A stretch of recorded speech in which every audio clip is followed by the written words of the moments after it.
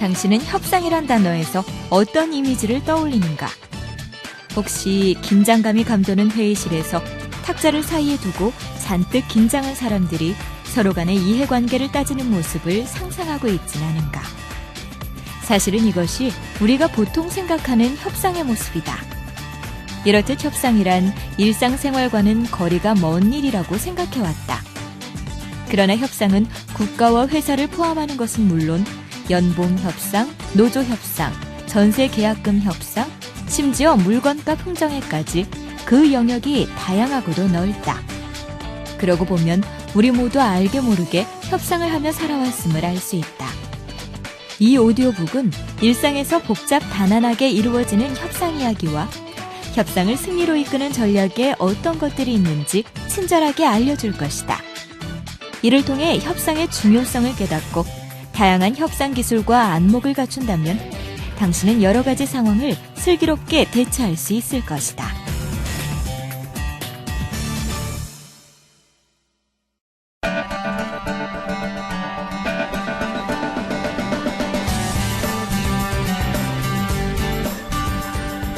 협상의 기술 제1회 협상이란 무엇인가?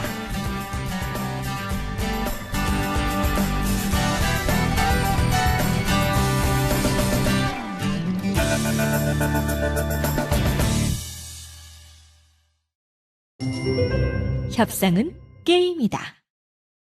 협상이란 여러 인간관계를 조절하는 힘이자 인생의 게임이다. 서로의 이견과 갈등을 조정하고 분쟁을 해결하며 안정적이고 조화로운 관계로 만들기 위한 과정이 바로 협상이다. 우리는 일상생활에서 늘 타인에게 내 의견에 동의하도록 유도하며 그때마다 협상이라는 카드를 제시한다. 이때 어떤 자세로, 어떤 방법으로 협상에 임하느냐에 따라 양측의 관계와 만족도가 달라질 수 있다. 협상을 그저 게임이라고 생각하라. 그건 물건값을 깎는 일상 속의 협상뿐만 아니라 중요한 사안의 협상도 마찬가지다. 협상을 물건값을 흥정하는 일처럼 생각한다면 그렇게 긴장할 필요가 없다. 흥정하는 과정에서 값을 못 깎아도 할 수 없고 깎으면 기분 좋을 뿐 그 일에 대단한 각오로 임하는 것이 아니기 때문이다. 협상을 즐겨라. 그래야 해결해야 할 문제의 패턴이나 관계, 상호 연관성 등 편견에 빠지지 않고 전체적인 흐름을 바라볼 수 있게 된다. 협상은 자신의 필요를 충족하는 것이다. 세계는 끊임없는 협상을 통해 유지된다. 세상이란 수많은 이견들이 난무하는 곳이고 서로의 의견이 일치하지 않으면 사회는 원활히 돌아가기 힘들다. 따라서 서로의 이해가 충돌할 때 그것을 조정하는 협상이 중요한 것이다. 그렇다면 사람들은 왜 협상을 원하는가? 그건 스스로의 필요 때문이다. 세상에 모든 것을 다 가진 경우는 없다. 그래서 협상을 통해 원하는 것을 얻고 나아가 이익을 창출하고자 노력하는 것이다. 협상을 통해 양쪽 모두에게 이익을 준다면 그건 윈윈 협상이다. 하지만 항상 윈윈 협상이 이루어지는 것은 아니다. 따라서 어떤 협상을 앞두고 있다면 자신이 협상의 결과로 인해 최종적으로 얻고자 하는 것이 무엇인지 곰곰이 생각해보는 것이 좋다. 내가 필요로 하는 것은 무엇인가? 협상을 통해 얻을 수 있는 가장 바람직한 결과는 무엇인가? 혹시 원하는 바를 얻을 수 없는 상황이 되었을 때는 어떻게 대처해야 할지도 고민해봐야 한다. 이런 판단이 이루어진 후 꼭 해내고야 말겠다는 의지로 협상에 임하면 성공은 자연히 뒤따르게 된다.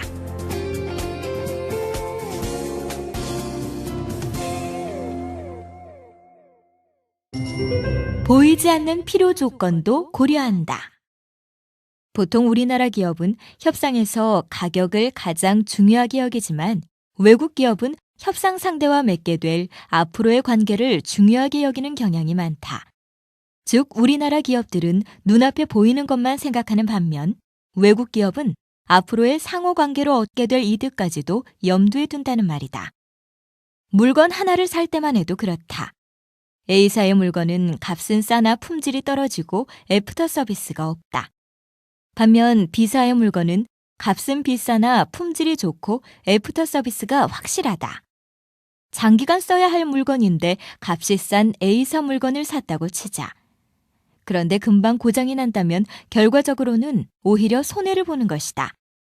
이때는 조금 비싸게 샀더라도 좋은 품질과 확실한 애프터 서비스로 물건을 오래 사용할 수 있는 B사 물건이 자신의 필요를 충분히 충족시켰다고 볼 수 있다.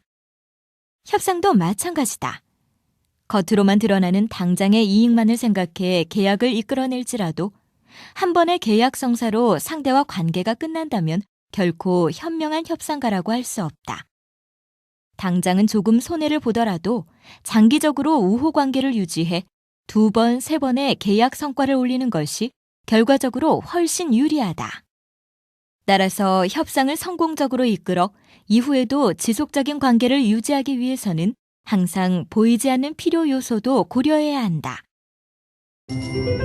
협상은 우선 상대방을 이해해야 이루어진다. 협상이란 양쪽 모두 동의해야 마무리되는 것이다. 하지만 한쪽에서 반대하거나 혹은 양쪽이 확답을 하지 않을 때가 있는데 이것이 문제다.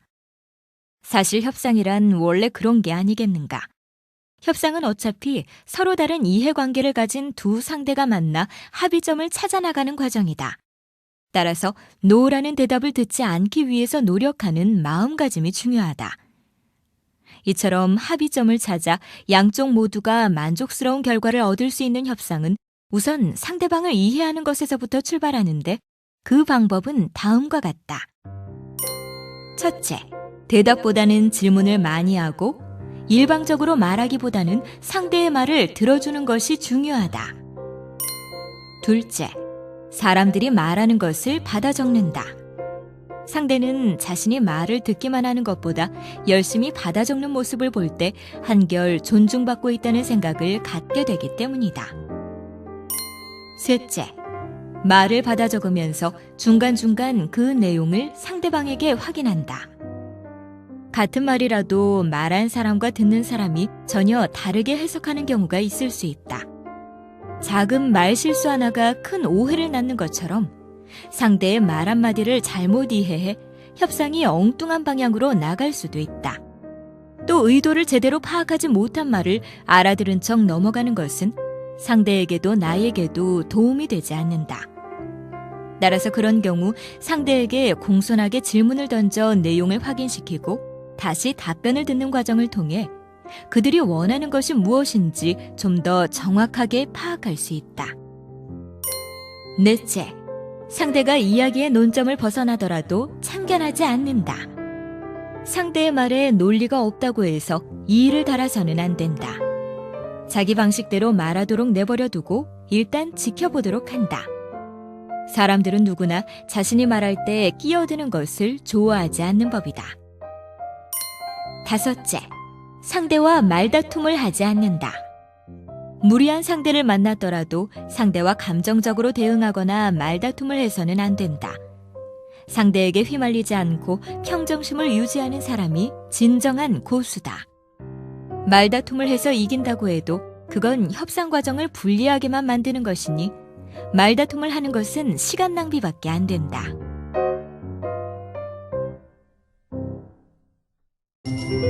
반드시 기억해야 할 협상의 기본 요소. 협상이란 가치관과 이해관계가 다른 사람들이 함께 일할 수 있는 건설적인 해결책을 모색하는 과정이다. 이때 훌륭한 협상가들은 경직되지 않고 부드러우며 창의적이고 협조적인 태도를 보인다. 그들은 이기거나 지는 대신에 양쪽 의견을 통합하는 해결책을 추구한다. 그렇다면 협상의 달인에게는 어떤 특별한 노하우가 있을까? 첫째, 힘이 있어야 한다. 만일 상대방에게 원하는 것을 주거나 또는 어떤 방법으로든 상대방에게 영향을 주는 힘이 없다면 누구도 진정으로 나와 협상하려고 하지 않을 것이다.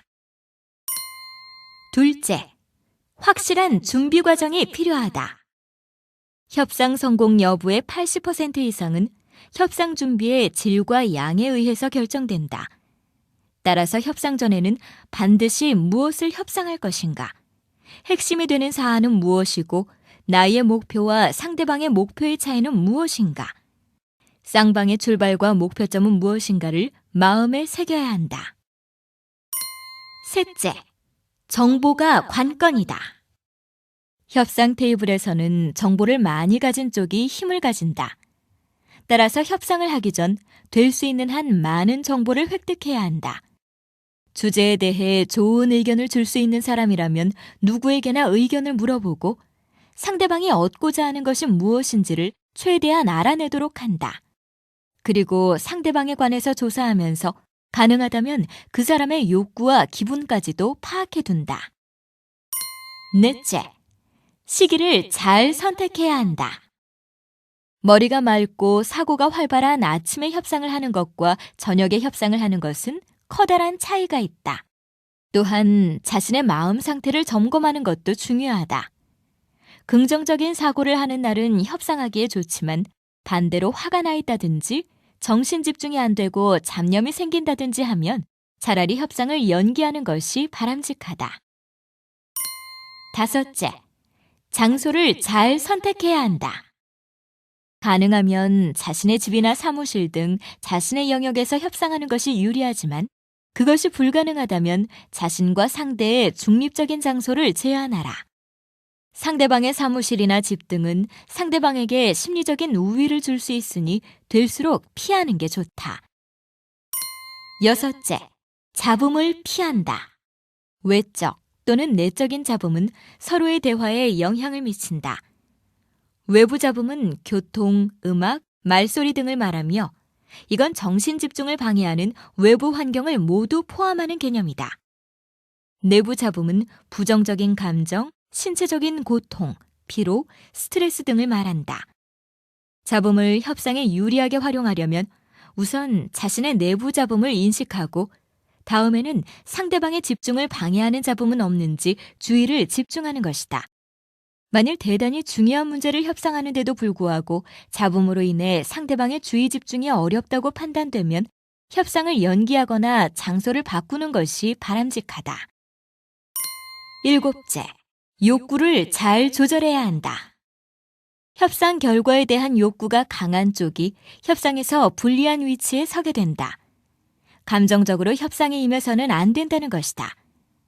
협상이 결렬될 경우까지 예상하여 필요하다면 언제든지 협상 테이블을 떠날 수 있도록 마음의 준비를 해두어야 한다. 이렇게 하면 스스로도 놀랄 만큼 평안한 마음으로 협상에 임할 수 있게 될 것이다. 성공하는 협상가는 이런 사람이다. 뛰어난 협상가들은 어떤 점에서 남다를까? 성공하는 협상가는 자신감에 차 있다. 성공하는 협상가는 진실성이 돋보인다. 영향력 있는 협상가는 상대에게 있는 그대로의 모습을 내보인다. 자기 자신을 돋보이게 하기 위해 위압적인 행동을 하지 않는다는 것이다. 가식적이지 않고 모르는 일을 아는 척하지 않는 진실성을 가진 사람은 다른 사람에게 신뢰를 갖게 하는 법이다. 성공하는 협상가는 합리적인 사람이다. 합리적인 사람은 대립된 양측 모두를 볼 수 있는 사람이다. 자신의 입장뿐만 아니라 상대방의 입장도 보는 것이다. 성공하는 협상가는 의사소통에 능하다. 의사소통 능력은 훌륭한 협상가의 기본 자질이다. 이러한 사람들은 재미있고 유쾌하게 대화를 이끌어 나가며 대화의 핵심을 잘 파악할 줄 안다. 협력적인 협상 자세를 갖자. 협상에서 만일 한쪽은 최선의 결과를 얻고 다른 한쪽은 최악의 결과를 얻었다면 과연 이건 제대로 된 협상이라 할 수 있을까? 협상은 물론 이기기 위한 것이지만 비겁하고 불평등한 협상은 사회적으로도 옳지 않으며 기업 혹은 개인에게도 독이 될 수 있다. 불평등하고 경쟁적인 협상은 단기적이고 생명력이 짧을 수밖에 없다. 대표적인 예로 마이크로소프트사가 있다. 마이크로소프트사는 강력한 힘을 발휘해 경쟁 회사들을 누르고 성장해왔다. 자신들이 가진 힘을 남용하고 협력 관계가 아닌 적대 관계만을 조성해 수많은 회사들에게 피해를 입히고 아예 문을 닫게 만들기도 했다. 그러나 불평등한 협상을 해왔던 마이크로소프트사는 결국 반독점 행위에 유죄를 선고받게 되었다. 그제서야 타협을 진행하고 뒷수습에 나서는 그들의 모습이 썩 개운치 않게 느껴지는 게 사실이다. 장기적으로 생각해 본다면 협력적 협상은 결코 손해되는 일이 아니다. 협상은 사람과 사람이 하는 일이다. 때로 물질적인 이익보다 사람의 마음 하나를 얻는 것이 훨씬 더 이득이 된다는 점을 항상 기억하자. 협력적인 협상 자세는 작은 일상의 분쟁에서도 그렇지만 특히 정치적 협상, 비즈니스 협상에 더욱 넓게 통용되어야 하는 것이다. 그건 결국 우리 모두의 발전을 위한 길이 된다. 이익이란 금전적 가치만이 아니다. 사실 협상의 상대가 모두 물질적 가치만을 원하는 건 아니다. 예를 들어 여기 절판된 희귀한 책이 한 권 있다고 치자. 마침 이 책을 갖고 싶어하는 사람이 있다. 그는 책의 물질적, 금전적 가치를 원하는 것이 아니라 다른 사람에게 없는 희귀한 책을 갖고 싶어하는 것이다. 그 사람이 얻고자 하는 이익은 바로 책의 희소성이다. 이처럼 상대와 협상할 때는 상대방의 진짜 이익이 무엇인지 들여다볼 필요가 있다. 간혹 상대 스스로도 자신의 이익이 무엇인지 모르고 있는 경우도 있기 때문에 인내심을 가지고 상대의 이익을 알아낼 필요가 있다. 그리고 상대방의 이익을 충족시키기 위한 제안을 어느 한 틀에 국한시키지 않는다. 정말 뛰어난 협상가란 처음에는 합의할 수 없을 것 같았던 문제도 새롭고 혁신적인 방법으로 합의를 이끌어내는 사람이다. 이처럼 상대방의 진정한 이익을 파악하고 이해한다면 양쪽 모두 만족할 수 있는 상황이 이루어질 것이다.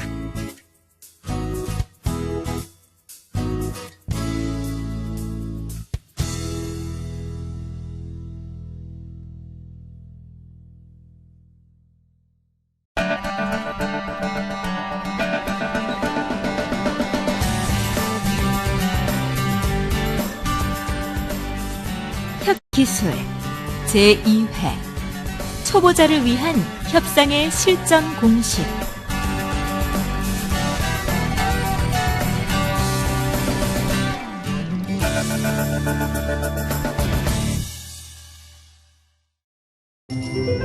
목표를 정확히 설정한다. 원하는 결과를 마음에 그리면 목표 달성도 빨라지고 목표를 이루어가는 과정 내내 즐거움을 느낄 수도 있다. 협상도 마찬가지다. 일단 상대와 만나기 전에 나의 필요에 대해 생각한다. 그래야만 구체적이고 적절한 목표를 세울 수 있다. 그게 바로 최종 합의에서 얻고 싶어하는 어떤 결과다. 만일 복잡한 협상이라면 더욱더 또렷한 목표가 필요하다. 이런 경우 어떤 문제는 꼭 얻어야 하며 어떤 문제는 양보할 수 있는지 우선순위를 정해두는 것이 좋다. 일단 목표는 3가지로 나눌 수 있다. 하나는 반드시 얻어야 할 것이다. 이건 가장 우선적인 목표가 되며 거래를 시작한 근본 이유이기도 하다. 그리고 2번째는 얻으면 좋을 것이다. 이건 중요하기는 하지만 거래에 결정적인 역할을 하지는 않기 때문에 상황에 따라 변할 수 있다. 따라서 2번째 요소를 최대한 성사시키기 위해서는 전략적인 방법을 많이 고민해야 한다. 마지막 목표는 교환할 수 있는 것이다. 이건 상대에게는 매우 가치 있는 항목인 경우가 많다. 협상의 과정에서 좀 더 높은 범주에 속하는 것을 양보하는 대신 이것을 교환할 수 있다. 이러한 목표 설정을 정확하게 하려면 가능한 한 많이 생각하고 충분히 조사하는 과정을 거쳐야 한다. 더 많이 기대할수록 더 많이 얻을 수 있듯이 협상의 목표를 설정할 때도 성취할 수 있다고 생각하는 만큼 성취할 수 있는 법이다. 협상 초기, 전략적으로 양보한다. 목표를 설정하면 어떤 방식과 전략으로 행동을 취할 것인지 생각해 봐야 한다. 이때 협상 내용과 관계없는 문제는 상대에게 양보하는 것이 효과적인 전략이다. 예를 들면 만나는 장소는 협상의 중요한 요소 중에 하나지만 그것이 특별히 중요하지 않는 상황이라면 상대가 원하는 장소를 정할 수 있도록 양보한다. 협상을 이기고 싶다면 이런 문제도 전략적으로 양보할 줄 알아야 한다. 장소에서 유리한 위치에 서게 된 상대방은 이쪽이 양보했으므로 보답해야 한다는 의무감을 느끼게 되는 것이다. 하나를 잘못해도 열을 인정한다. 협상을 준비하면서 아무리 많은 시간을 투자해서 전략을 세우고 연습한다 해도 예기치 않은 일은 일어나게 마련이다. 감정적으로 치달아 자칫 즉흥적인 말이 튀어나오거나 약속 시간에 늦는 상황이 일어날 수 있다. 이때 구차한 변명을 늘어놓는다면 대부분의 사람들은 그를 대범하지 못하고 신뢰할 수 없는 사람이라고 판단하게 될 것이다. 반면에 자신의 잘못을 솔직하게 인정하면 사람들은 외려 동정하는 마음을 갖게 된다. 자신도 모르게 상대에 대한 비방을 하게 됐을 때도 순순히 자신의 잘못을 시인하고 사과하는 것이 궁색한 변명을 늘어놓는 것보다 낫다. 이렇듯 어떤 실수를 하든 일단 일을 저질렀다면 절대 조건을 달지 말고 깨끗이 인정하는 게 가장 좋은 방법이다. 협상을 성공적으로 마무리하는 방법. 협상을 성공적으로 마무리하기 위해서는 다음과 같은 4가지 기준이 필요하다. 첫째, 협상 과정에 충분히 시간을 투자한다. 사전에 세운 목표와 계획에 비추어 쌍방 모두 만족하고 거래가 끝난 후 후회를 최소화할 수 있도록 시간과 노력을 아끼지 않는다. 둘째, 비교의 기준을 제공한다. 상대가 객관적인 자료를 볼 수 있다면 제시한 조건을 평가하는 데 도움이 된다. 셋째, 최고의 거래라는 점을 강조한다. 가장 큰 양보로 시작해 조금씩 양보를 줄여나간다. 이렇게 하면 상대에게 최종 한계선을 짐작하게 만들 수 있다. 넷째, 상대에게 선택권을 제공한다. 사람들은 자신이 도움을 준 일에는 관심을 갖고 지지하는 성향이 있다. 따라서 상대를 협상에 끌어들여 과정에 참여할 수 있도록 만든다. 이때 최후 통첩이라는 인상을 주지 말고 최종 합의에 포함될 요소에 대해 유연한 자세를 취하도록 한다.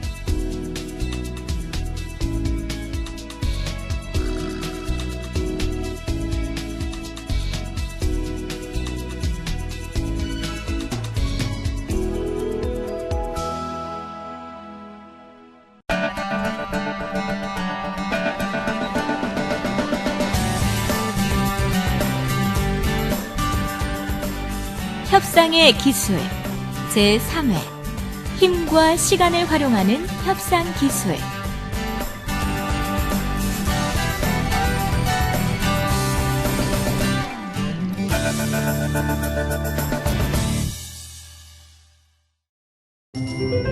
자신의 힘을 믿자.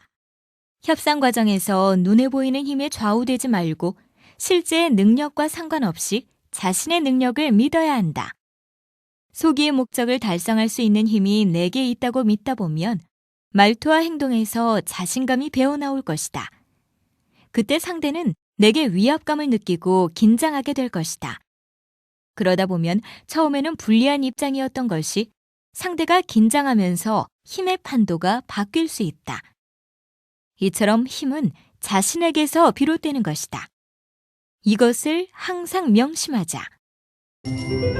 선택권은 힘이 된다. 협상에서 항상 선택의 폭이 남아있다고 믿는다면 다른 사람에게 끌려다닐 일은 없다.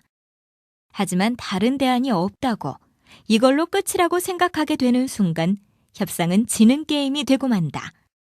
그러나 대안이 없는 일은 세상에 아무것도 없다. 만일 어떤 물품을 계속 받아 사용해야 하는데 물품을 공급하는 업체에서 그 제품 하나를 독점해 가격을 터무니없이 올린다고 가정해보자. 나에게 그 물품이 반드시 필요하지만 상대의 힘에 어쩔 도리가 없다면 어떻게 해야 할까? 그건 다음과 같은 방안이 마련될 수 있다. 대안 찾기. 그 제품이 아주 중요한 것이라면 비슷하게 다시 디자인하거나 대체물을 찾을 수 있다. 스스로 해결하기. 그 제품이 그렇게 가치가 있는 것이라면 그것을 필요로 하는 수요가 많을 것이다. 따라서 새롭게 수익성 있는 사업을 시작할 수 있다. 간접적으로 위협하기. 업체가 독점을 하는 상황이라면 독과점 금지에 관한 법률에 위반되는 행위가 된다. 따라서 법에 위반된다는 점을 내세워 독점적인 공급자에게 간접적인 위협을 가할 수 있다. 이렇게 하면 직접적인 마찰을 피할 수 있으며 문제도 해결할 수 있다. 이처럼 사고를 다양한 각도로 전환하면 또 다른 대안들은 얼마든지 생긴다. 선택의 문제를 상대에게 귀속시키지 말고 내게로 끌어올 고민을 해야 한다는 것이다. 그리고 대안이 있다는 사실을 상대가 알게 되면 거래에서 주도권, 즉 힘을 갖게 된다.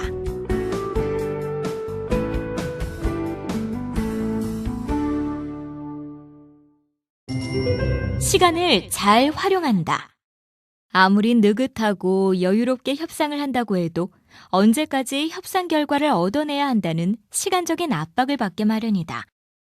그런데 노련한 상대를 만나면 그가 어느 정도 시간적인 압박감에 시달리고 있는지 알아내기가 어렵다. 어쩌면 초조함을 감추고 나보다 더 여유로운 태도를 보일지도 모른다. 이렇게 시간에 압박을 느끼지 않는 것처럼 보이려는 이유는 협상에 관한 주도권을 잡기 위해서다. 만일 내가 시간적 압박감을 느끼고 있다는 사실을 상대에게 드러낸다면 그때는 협상의 주도권이 상대에게 넘어가고 만다. 따라서 상대에게 나의 데드라인을 드러내지 말고 현실적으로 얼마만큼의 시간이 필요한가를 검토한다. 또한 협상의 목표가 그만큼의 시간을 투자할 만한 가치가 있는지도 고려해야 한다. 여기서 한 가지 염두에 두자. 협상은 원래 만족할 만한 결과를 얻을 때까지 시간이 오래 걸리는 경향이 있다는 것이다. 하나의 거래에서 시간을 들여 협상할수록 결과에 만족할 확률은 높아진다. 시간에 휘둘리지 말고 자신이 시간을 휘둘러라. 마감 기한이 다가올 때 사람들은 보통 초조함과 두려움을 느끼게 된다. 그럴수록 사람들은 제대로 된 판단을 하지 못하고 성급하게 행동하는 경향이 있다. 시간에 대한 압박감을 주는 곳은 경매장이 대표적이다. 경매라는 것은 경매인이 어떤 물건에 대해 입찰가를 부르면 참가인들이 그 품목을 얻기 위해서 경쟁적으로 가격을 높여가는 것이다. 처음에는 10만 원에 나온 도자기 하나가 다른 사람들이 12만 원, 15만 원을 부르다가 결국 100만 원까지 갈 수도 있다. 처음부터 그 도자기를 사야겠다고 마음먹었다면 다른 사람들이 가격을 높일 때 초조함을 금할 수 없다. 다른 사람보다 더 높은 가격을 부르지 않는다면 단 몇 초 사이에 상대방에게 도자기가 넘어갈 수 있기 때문이다. 이렇게 시급을 다투는 압박감 때문에 비이성적인 판단을 하게 될 수도 있다. 겨우 10만 원의 가치밖에 안 되는 도자기를 100만 원에 사게 될 수도 있다는 말이다. 이처럼 시간이 주는 압박은 스스로를 통제할 수 없게 만들기도 한다. 따라서 이런 경우에는 시간의 압박에서 한 걸음 뒤로 물러나는 것이 현명한 방법이다. 협상 도중에 시간 때문에 초조함을 느끼기 시작했다면 협상을 잠시 멈추고 마음의 여유를 찾을 수 있는 휴식을 가져야 한다. 단 몇 분이라도 감정을 조절할 시간을 갖게 되면 다시 평정심을 찾고 협상에 임할 수 있게 된다. 또 시간에 쫓겨 협상에 몰두하다 보면 자신이 지금 무슨 소리를 하고 있는지 모를 때가 있다. 이때는 자신을 객관화하는 작업이 필요하다. 나는 지금 논리적으로, 이성적으로 행동하고 있는가라는 자문을 해봐라. 자신을 객관적으로 돌아볼 때 협상은 다시 순조로워진다. 만약 협상의 마감 시간까지 자신의 필요 조건이 충족되지 못했다면 시간을 연장하거나 다른 대안을 고민해 봐야 한다. 무조건 시간 내에 맞추기 위해 협상을 서두르면 일을 그르칠 수 있다. 양보와 시간의 관계. 협상에서의 양보란 일반적으로 우리가 알고 있는 의미와 조금 다르다. 협상의 양보란 내 것이 될 수 있는 것을 상대방에게 넘겨주거나 포기하는 행위, 생각이나 주장을 굽혀 상대의 의견을 들어주는 상황을 말한다. 그런데 협상에서 내가 양보하게 되는 상황은 여유를 부릴 시간이 많지 않다는 뜻이다. 내가 양보의 뜻을 밝히면 상대는 저 사람이 지금 급한 모양이군이라고 생각하고 고자세로 나올 수 있다. 그러다 보면 그는 일부러 더 많은 양보를 받기 위해 여유를 부리며 시간을 끌지도 모른다. 또한 양보는 중요한 정보의 유출로 이어질 수 있다. 다음의 예를 들어보자. 가게가 좀 비싸네요? 그럼 좀 깎아드릴게요. 급한 사정만 아니라면 이곳에서 계속 장사를 하면 좋을 텐데 제가 사정이 좀 급해서 싸게 해드리는 거예요.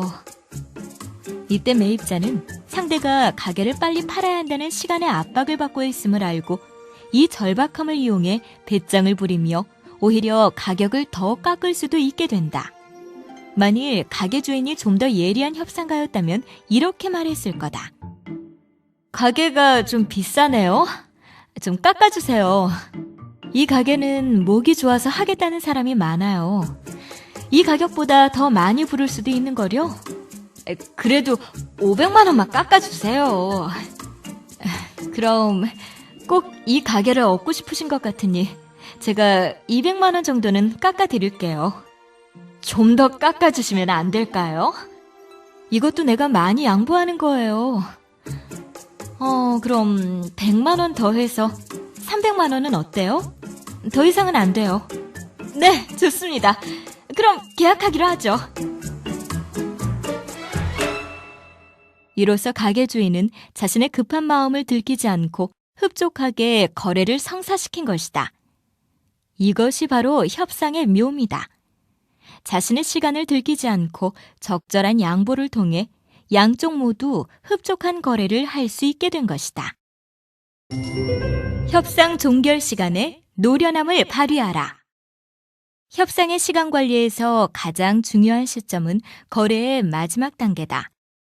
경험이 많은 협상가라면 협상의 끝이 가까워질수록 더 침착하고 유연하게 협상하려고 노력한다.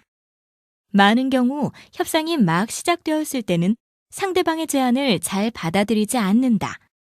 그러다가 협상이 끝나갈 때까지 원하는 결과를 얻지 못하면 처음에는 고려해보지 않았던 제안도 다시 생각해보게 된다. 어쨌든 기간에 맞춰 결과를 얻어내야 하니 말이다. 따라서 협상 초기에 상대가 제안을 거부했다 하더라도 너무 실망할 필요는 없다. 사람이란 어떤 것에 친숙함을 느낄수록 그것에 점점 더 편안함을 느끼는 경향이 있다. 시간이 흐르면서 사람들은 그 제안에 익숙해지게 되므로 계속해서 상대를 설득하다 보면 상대의 마음을 돌릴 수도 있다. 반대로 거래를 받아들일 것처럼 하다가 협상이 끝날 때쯤 거부하는 사람들이 있다. 이런 사람들에게는 마지막 순간에 유인책을 던져야 한다. 거래의 일부로서 추가 품목을 더해 거래를 종결짓는 방법이다. 앞에서 가게를 팔려고 하던 주인의 경우 상대가 가격이 비싸 선뜻 결정을 내리지 못할 때 이러한 방법을 사용하는 것도 좋다. 이만한 가게를 얻기도 쉽지 않아요. 원래는 그럴 생각이 없었지만 주방에 딸린 시설을 드릴게요. 가게를 넘길 때 따로 계산해야 하는 건데 오늘 결정하시면 그냥 드리는 걸로 하죠. 상대는 예상치 못한 이득이라는 생각에 결정을 더 쉽게 내리게 될 것이다. 상대에게는 언제나 데드라인이 있음을 기억하라. 나와 상대의 데드라인이 같다면 협상의 마지막을 어떻게 생각하는지가 가장 중요하다. 하지만 데드라인이 같지 않다면, 즉 어느 한쪽의 일정이 더 빠듯하다면 그 사실을 상대가 알지 못하도록 해야 한다. 시간 제약을 많이 받는 쪽이 양보를 더 많이 할 수밖에 없기 때문이다. 시간을 이용한 당근과 채찍. 협상을 빨리 끝내는 방법 중에 하나는 유인책을 쓰는 것이다. 그런데 그래도 상대가 계속 시간을 끌기만 한다면 어떻게 해야 할까? 이때는 상대가 스스로 양보를 하도록 만들고 협상을 마무리 지을 수 있는 동기를 만들어야 한다. 그 방법은 다음과 같다. 첫째, 계속 시간만 끌다가는 더 나쁜 조건으로 협상하게 될 수도 있음을 상기시킨다. 둘째, 상대가 계속 완강한 태도를 취한다 해도 결코 물러서지 않는다는 사실을 인식하게 만든다. 그렇게 하면 상대는 결국 먼저 손을 내밀게 되어 있다. 상대가 우유부단하게 망설일 때 단칼에 승부를 낼 수 있어야 한다. 예를 들면 이렇게 말하는 것이다. 가격은 절대 깎아줄 수 없어요. 대신 오늘 바로 계약하시면 300만 원 깎아드릴게요. 이처럼 당근과 채찍을 함께 제시하는 것이다. 여기서 당근은 오늘 계약할 때 얻는 가격 인하의 효과이고, 채찍은 하루를 넘기면 돈을 더 내야 한다는 것이다. 단 이러한 전략은 구매자의 마음을 상하게 할 위험도 있으므로 협상이 완전히 막혀 있다는 생각이 들 때만 사용하는 게 좋다. 이처럼 시간이란 협상에 많은 영향을 끼친다. 따라서 협상을 할 때는 절대 시간에 쫓겨 서둘러서는 안 된다. 협상에서 서두르는 것은 가장 경계해야 할 일임을 명심하자.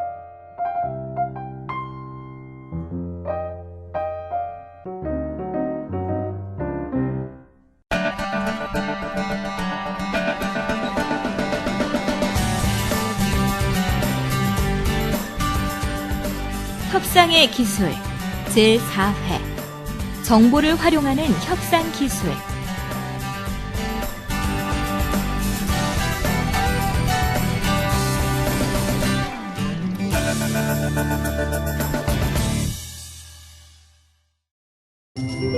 정보를 이용해 상대에게 다가서는 방법.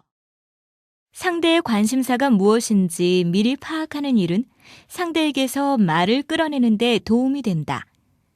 이를테면 상대의 취미 생활이 무엇인지 미리 정보를 갖고 있다면 그 취미와 관련된 이야기를 자연스럽게 꺼내며 흥미를 유발할 수 있다. 특히 취미가 같으면 상대방과 통하는 부분이 있다고 생각해 친밀도가 훨씬 높아진다.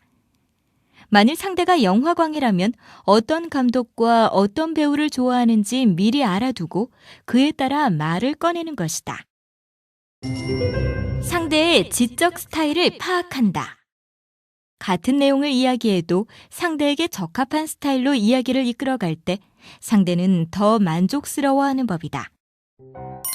행동을 지향하는 스타일. 어떤 사람들은 직접 무엇을 해봄으로써 새로운 정보를 습득하기를 좋아한다. 책이나 말로 지식을 알아가는 것보다 직접 체험을 통해 알아가는 것을 선호한다는 것이다. 이런 사람들은 상당히 의욕적이어서 앉아서 지루하게 협상하는 것을 좋아하지 않는다. 따라서 이들에게는 아무리 명확한 정보와 보고서를 제시하더라도 지루하게 협상이 이어진다면 별 효과가 없다. 대신 협상 과정 중에 그들이 직접 참여할 수 있는 방법을 사용하는 것이 더 효과적이다. 협상 장소를 실내로 국한하기보다는 날씨가 좋은 날 자전거 하이킹이나 좋아하는 취미 생활을 함께 하면서 대화를 나눌 수도 있다. 묘사를 지향하는 스타일.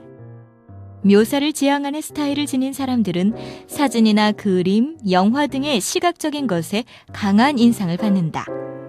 이런 유형의 사람들은 논리적이기보다는 창의적인데 이들에게는 신선하고 기발한 접근으로 시각적 재미와 다양함을 주어야 한다. 상징을 지향하는 스타일. 이런 사람들은 읽는 것을 좋아해 서류나 여러 가지 문서를 통해 설득하는 것이 좋다.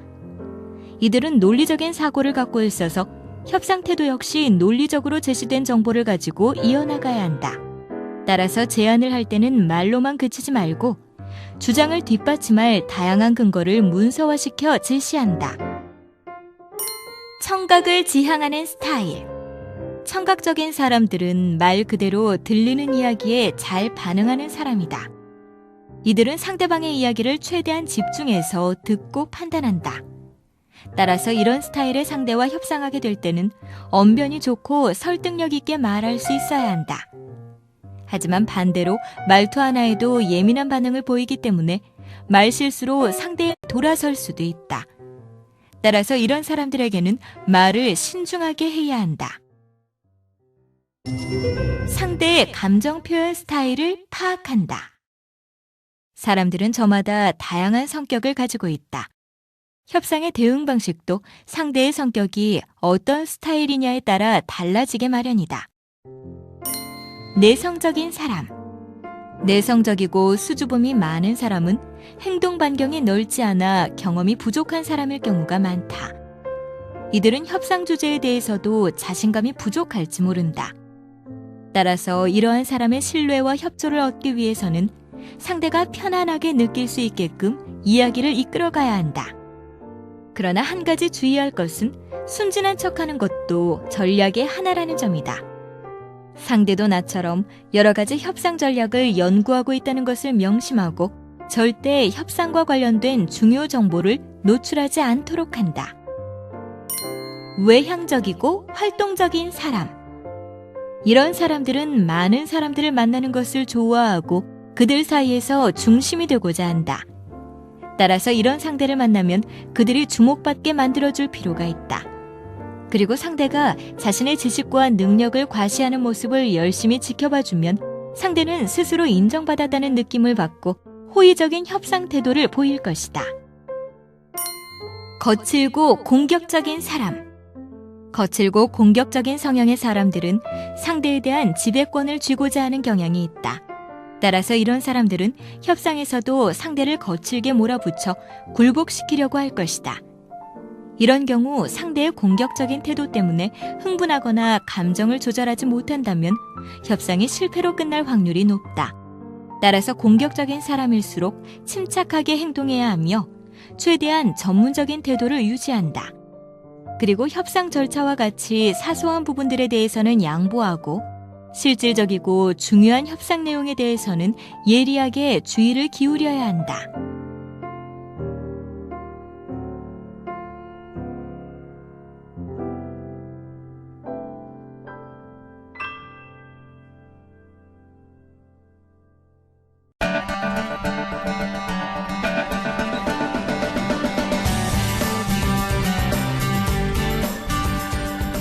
협상의 기술 제5회 이기는 협상을 위한 성공 전략.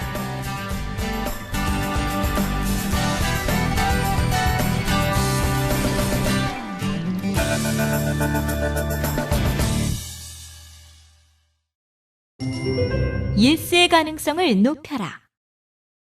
밴드웨건 효과라는 것이 있다. 밴드웨건이란 행렬의 선두에서 북을 치고 피리등을 부는 광고 차량을 말한다. 이것에 빗대어 주위에서 한꺼번에 떠들어대면 나도 모르게 거기에 따라가게 되는 인간의 심리를 가리켜 밴드웨건 효과라고 한다. 협상에서 이를 적용한다면 많은 사람들이 찬성의 입장을 표시할 때는 나머지 사람들도 반대하지 못한다는 것이다. 회의 중에 누군가 한 사람이 박수를 치며 강하게 찬성하면 어느새 나머지 사람들 모두 박수를 치며 동조하게 된다. 협상에서 이를 활용하기 위해서는 한두 사람보다는 동조할 만한 여러 사람이 있어야 효과적이다.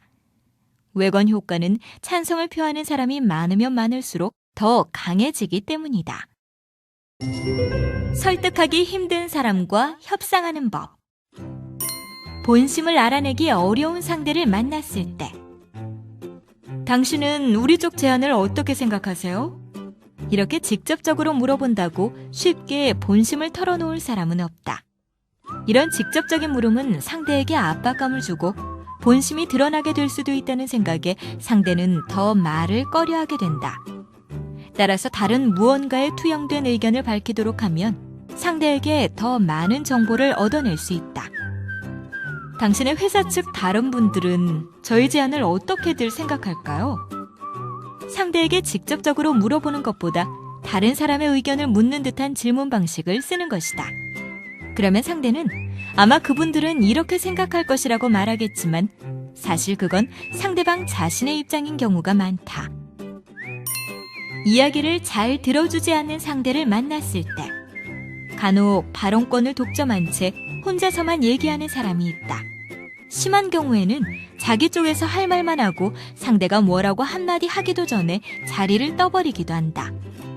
말할 여지를 주지 않는 상대를 만날 때는 발언권을 내 쪽으로 돌리는 법을 알아야 한다.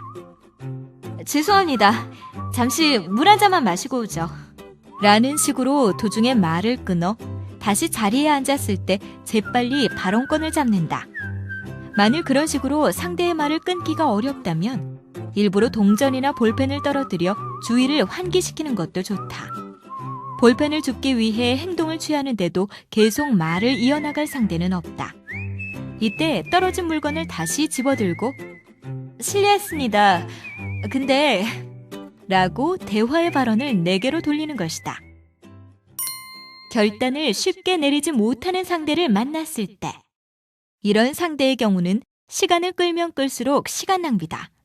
이때는 계속 설득하려고 노력하는 것보다 아예 협상 결렬을 선언해버리는 방법을 사용하자. 더 이야기해봤자 안 되겠네요. 여기서 그만하도록 하죠. 이번 협상이 결렬된 것은 당신 책임입니다.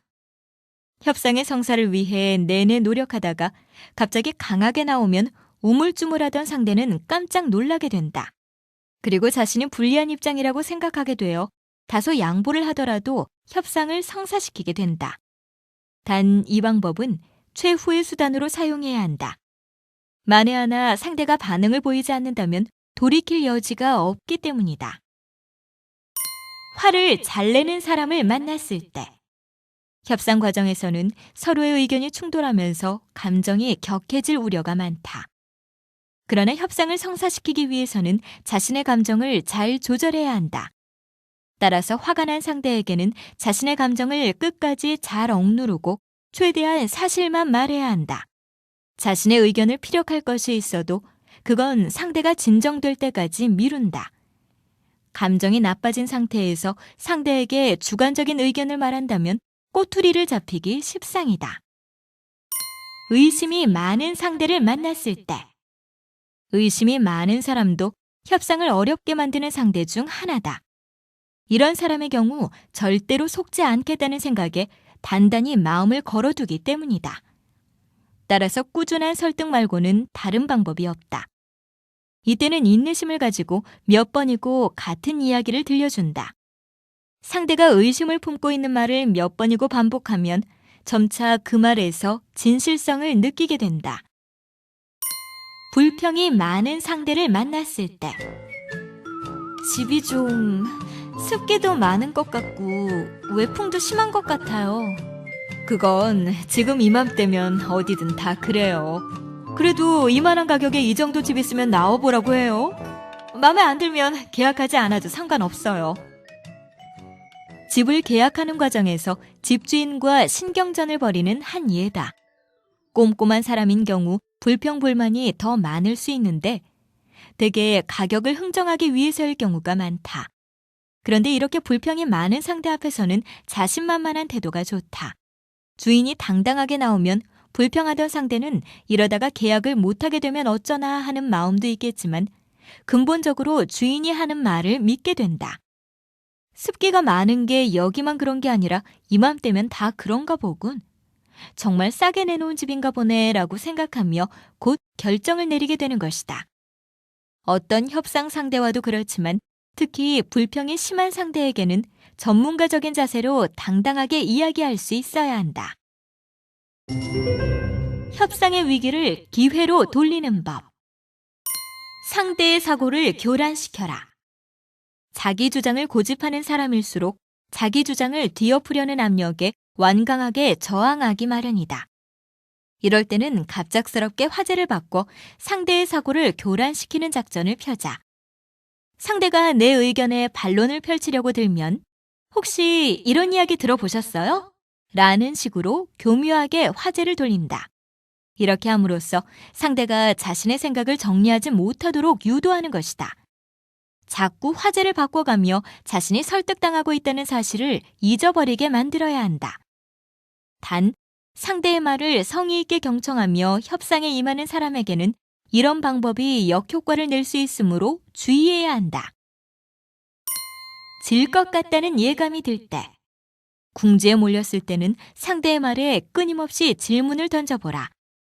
예를 들면 어떤 사례가 있나요? 그 말씀은 구체적으로 어떤 뜻입니까? 이렇게 세세하게 질문을 던지면 상대가 아무리 달변가라도 말문이 막힐 때가 있을 것이다. 만일 상대가 나의 질문에 모두 잘 대답한다 해도 여전히 방법은 있다. 좀 더 다른 예는 없을까요? 말씀하신 것만으로는 영 석연치가 않은데요. 더 확실한 사례를 들어주세요. 집요하게 물고 늘어지는 데에야 손을 들지 않을 사람이 없다. 그러나 이건 자칫 상대에게 미움을 살 가능성이 많은 방법이다. 따라서 이러한 방법은 정말 이겨야 하는 협상에서만 비장의 카드로 내놓아야 하는 기술이다. 어려운 상대와는 일단 합의한 후 재협상하는 것도 방법이다. 정말 유능한 A라는 사람을 스카우트하려 한다. 그런데 A씨가 제시하는 연봉 조건과 회사가 생각하는 조건이 달라 스카우트가 어려운 상황이다.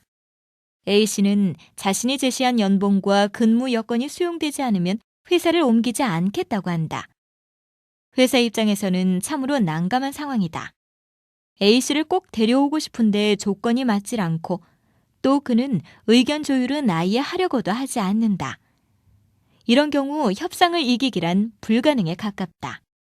이러한 상황에서는 일단 상대의 조건을 모두 수용해준다. 대신 얼마간 시간이 지난 후에 다시 회사에 유리한 방향으로 조건을 바꾸는 것이다. A씨의 조건을 모두 수용하려고 했습니다만 회사가 큰 프로젝트를 맡게 됐습니다. 그래서 저번에 협상한 부분을 서로 조금씩만 양보했으면 합니다. 일단 져주는 척하다가 다시 재협상을 제안하면 성공 가능성은 커질 수 있다.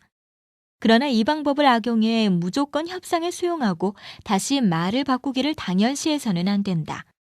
어떤 좋은 기술이라도 적절한 상황에서 사용하지 않으면 결코 뛰어난 협상가라 할 수 없을 것이다. 교묘한 이등분 방식을 취하라. 이등분 방식은 말 그대로 양쪽에서 제안한 의견에 중간점을 취하는 협상이다. 그런데 이것이 윈윈 전략이 될 수도 있지만 상대가 그렇게 느끼게끔 착각에 빠뜨린 경우도 많다. 우리의 일상생활에서도 이런 경우를 많이 발견할 수 있다. 10만 원은 너무 비싸요. 그럼 5천 원 깎아서 9만 5천 원만 주세요. 안 되겠네요. 다른 가게에서 더 싸게 준다고 했으니 거길 가봐야겠어요. 우리도 남는 게 없어요. 그럼 얼마를 원하시는데요? 7만 원 해주세요. 말도 안 돼. 7만 원은 너무 싸요. 그래 뭐 이거 하나밖에 안 남은 거니까 내가 양보 많이 해서 8만 원까지 해줄게요.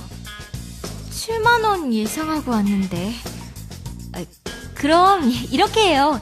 반반씩 양보해서 7만 5천 원으로 하죠. 마치 반씩 양보하는 것처럼 협상을 끝냈지만 결과적으로 공평한 이등분은 아니다. 손님은 애초에 생각한 7만 원에서 5천 원만 더 지불했다. 반면 상인은 처음 깎아주려고 했던 5천 원에서 2만 원을 더 깎아줬기 때문이다. 그러나 이러한 협상은 상대가 나를 설득하고자 하는 의지가 엿보일 때 밀고 나가야 성공한다.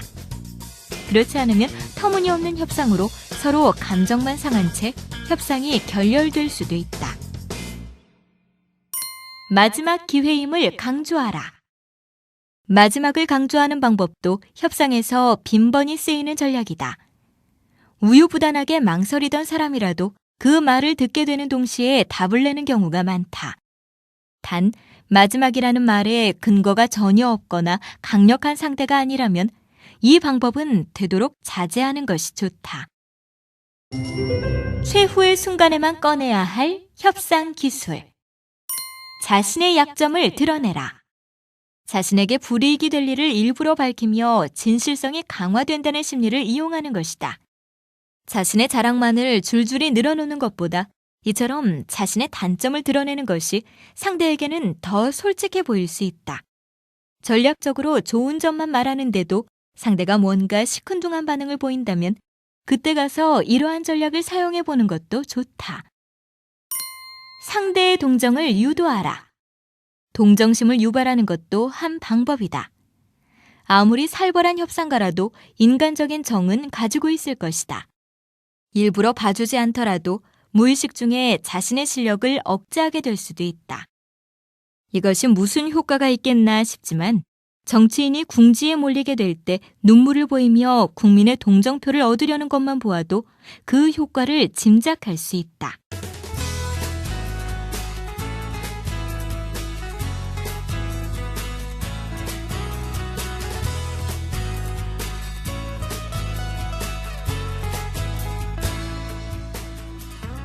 협상은 항상 당신을 기다리고 있다.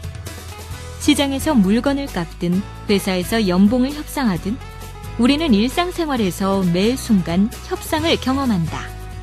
이 오디오북이 협상하는 당신을 더욱 당당하고 또 매 순간 당신을 유리하게 이끌어주길 바란다.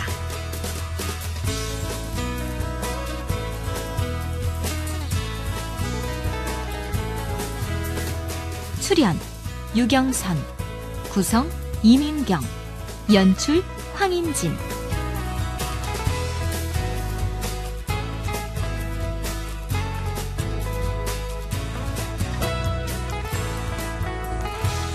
제작